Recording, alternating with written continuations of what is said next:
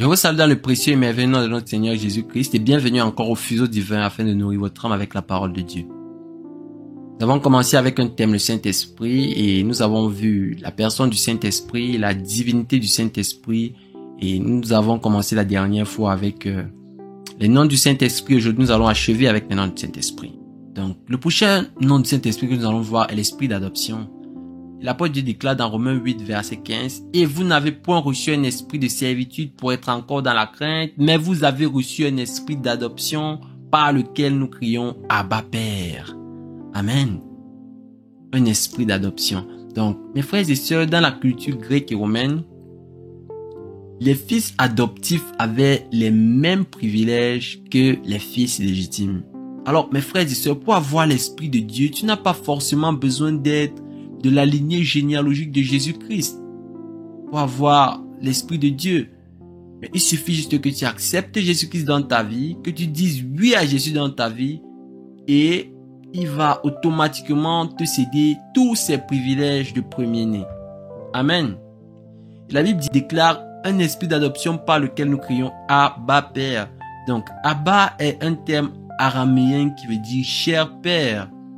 Et Jésus-Christ dans ses prières utilisait très souvent ce terme Abba, qui est un terme d'affection, un terme de révérence, un terme de confiance, un terme de respect envers Dieu. Amen. Le prochain nom du Saint-Esprit que nous allons voir est l'Esprit de sainteté. L'Esprit de sainteté, ouvrant nos Bibles dans Romains 1, verset 4, la parole de Dieu déclare « Et déclaré fils de Dieu avec puissance selon l'Esprit de sainteté par sa résurrection d'entre les morts, Jésus-Christ notre Seigneur. » Selon l'Esprit de sainteté. Amen. Donc Jésus-Christ a une fois de plus montré sa divinité par sa rédemption, sa résurrection d'entre les morts. Amen. Et le Saint-Esprit est saint comme le Père. Il est saint comme Jésus-Christ de Nazareth. Amen. Également, mes frères et sœurs, prochain nom du Saint-Esprit est l'Esprit de foi. L'Esprit de foi, ouvrons nos Bibles dans 2 Corinthiens 4, verset 13, la parole de Dieu déclare « Et comme nous avons le même esprit de foi qui est exprimé dans cette parole de l'Écriture, j'ai cru, c'est pourquoi j'ai parlé, nous aussi nous croyons et c'est pour cela que nous parlons. » La parole de Dieu déclare dans Hébreux 11, verset 1, « Or la foi est une ferme assurance des choses qu'on espère et une démonstration de celles qu'on ne voit pas. » Donc la foi, c'est simplement croire sans voir. Tu n'as pas encore vu, mais tu crois. Le Seigneur t'a promis certaines choses. Tu crois en ce qu'il t'a promis. Amen. Tu crois en ce qu'il t'a promis. Tu as une ferme conviction que ce qu'il a dit, sa main va l'accomplir. Mes frères et sœurs, pour que les promesses de l'Éternel s'accomplissent dans ta vie, il faudrait que tu restes dans l'alliance. Amen. Pour voir l'accomplissement de ces promesses que le Seigneur t'a fait. Alléluia. Le dernier nom du Saint-Esprit que nous allons voir, le Saint-Esprit est le consolateur et le conseiller. Ouvrons nos Bibles dans Jean 14, verset 26, la parole de Dieu déclare « Mais le consolateur, l'Esprit Saint que le Père enverra en mon nom, vous enseignera toutes choses et vous rappellera tout ce que je vous ai dit. » Amen. Il vous rappellera tout ce que je vous ai dit. Oui, c'est ça le rôle du Saint-Esprit. Le Saint-Esprit est le consolateur. Jésus-Christ savait que ces moments difficiles allaient venir. Il savait que son peuple aurait besoin d'un consolateur. Quelqu'un qui allait être le paraclet, qui allait être toujours là à nos côtés. Amen. Et le Saint-Esprit, il n'est pas seulement le consolateur, mais il est l'esprit de vérité.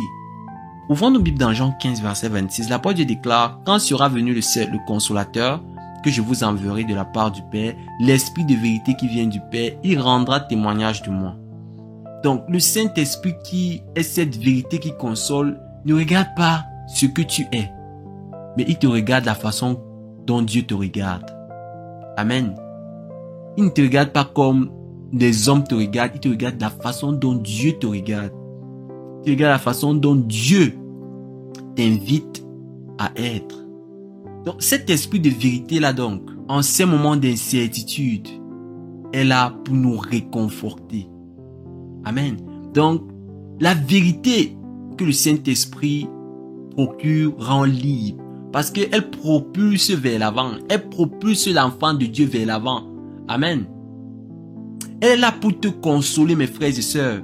Donc, au lieu de te morfondre de ce que tu es, le Saint-Esprit, il t'aide à croire à un avenir à Dieu. La parole Dieu déclare, car je connais les projets que j'ai formés pour vous, projets de paix et non de malheur, afin de vous assurer un avenir et de l'espérance. Amen. Le Saint-Esprit nous pousse en avant, nous disant, tu peux le faire, tu peux y croire, tu peux y aller. Alléluia. Donc peut-être tu es cette personne-là qui culpabilise toujours. Tu culpabilises toujours sur tes erreurs passées.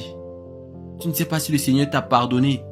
Tu ne sais pas si tu auras même la vie éternelle. Mais je te dis, le Saint-Esprit est là.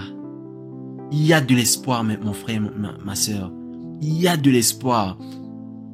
La parole de Dieu déclare dans Actes des Apôtres 17, versets 30 et 31. Dieu, sans tenir compte des temps d'ignorance, annonce maintenant à tous les hommes, en tout lieu, qu'ils aient à se repentir, parce qu'il a fixé un jour où il jugera le monde selon la justice, par l'homme qu'il a désigné, ce dont il a donné à tous une preuve certaine en le ressuscitant des morts. Mon frère, ma soeur, il est réservé aux hommes de mourir une fois, après quoi vient le jugement. Répands-toi de tes mauvaises voies, car le royaume des cieux est proche. Jésus-Christ revient bientôt. Jésus-Christ frappe à la porte de ton cœur. N'endurcis pas ton cœur. Mon frère, ne renvoie pas à demain. Ne renvoie pas à demain. Accepte Jésus-Christ maintenant. Le présent t'appartient. Jésus-Christ dit, il dit dans Apocalypse 3, verset 20, « Voici, je me tiens à la porte et je frappe. Si quelqu'un entend ma voix, j'entrerai, je souperai avec lui et lui avec moi. » Il t'ouvre grand les bras. Il ne te jugera pas. Il a un plan pour toi.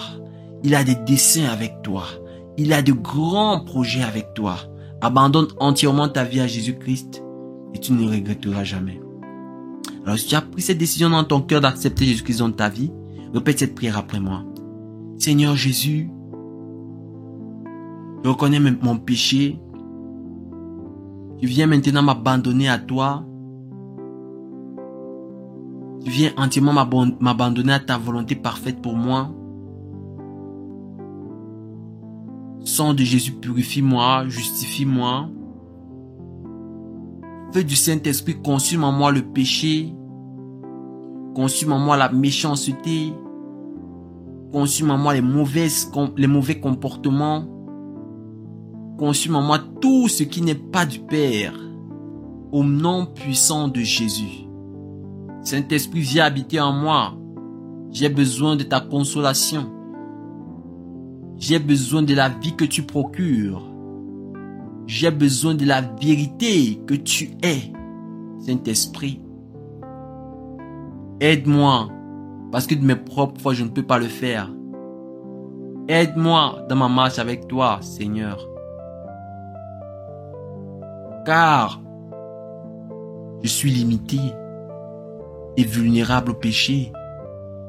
Mais je sais que tu peux me rendre capable de victorieusement marcher avec toi. Merci Éternel pour le pardon et pour ta confiance renouvelée. Au nom de Jésus, Amen. Amen. Alors bienvenue à la maison mon frère et ma soeur. Tu as pris la plus belle décision de ta vie. Tu as pris la plus belle décision de ta vie. Mon frère et ma soeur, bienvenue à la maison. Alors maintenant, je t'invite à constamment lire la parole de Dieu. Lire la parole de Dieu. Je t'invite à constamment prier le Seigneur. Prier, c'est parler à Dieu, c'est exposer son cœur à Dieu. Je t'invite également à constamment chanter des chansons, des louanges à Dieu, à écouter également des chansons chrétiennes. Alors que le Seigneur te bénisse.